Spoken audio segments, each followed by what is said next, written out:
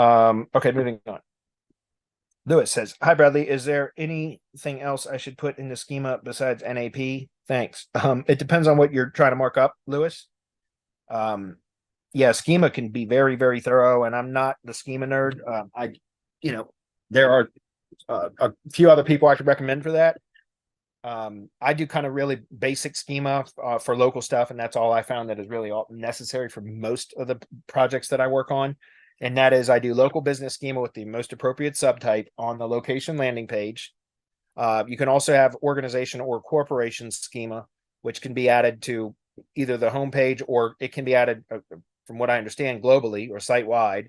I prefer to use corporation schema over organization schema. Corporation schema is a subtype of organization schema, but it is for-profit businesses as opposed to organization schema is more for, don't get me wrong, it can be appropriate for a for-profit business as well.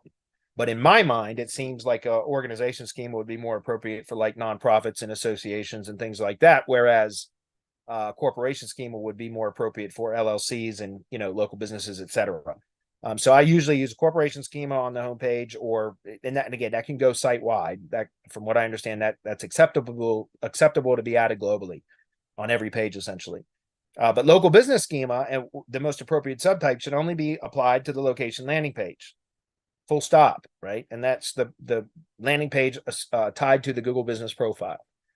And then on all other pages, what I do for local is either web page or service schema. And to be honest, I use inlinks mainly for now. For the location landing pages, I still do manual schema where I will create that schema manually and then add that to the page. But for all other pages on the site, I just use the inlinks JavaScript code, and then I manage the the schema, which is web page schema, on the other pages, and that's what I use because it's efficient. It's easy to manage. It's efficient, and I manage a lot of properties now, a lot of locations. So for me, it's just an efficiency thing to just use inlinks. But for all the location landing pages, I still do that manually. Hopefully that makes sense. And like I said, I do local business schema, but you can get very, very elaborate with that too, right? Because there's same as attributes, there's knows about, area served, has map. There's like so many different things, the elements that you can add in that markup. So to get back to your question, Lewis, there is so much. You can go down a really deep rabbit hole with schema, and I'm not the guy to take you down that rabbit hole. So I would encourage you to go check out Clint Butler's stuff, because he's got rank gear, I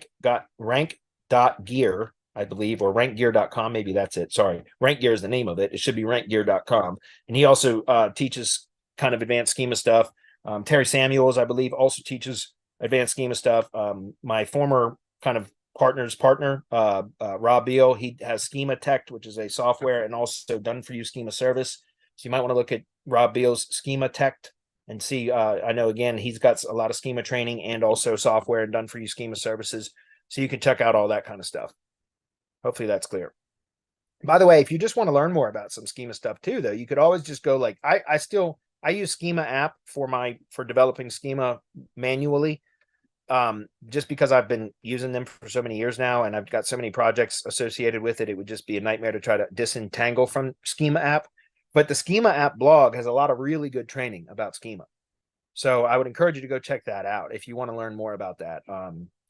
I think the explanations on their blog are done really, really well for learning about schema. Okay.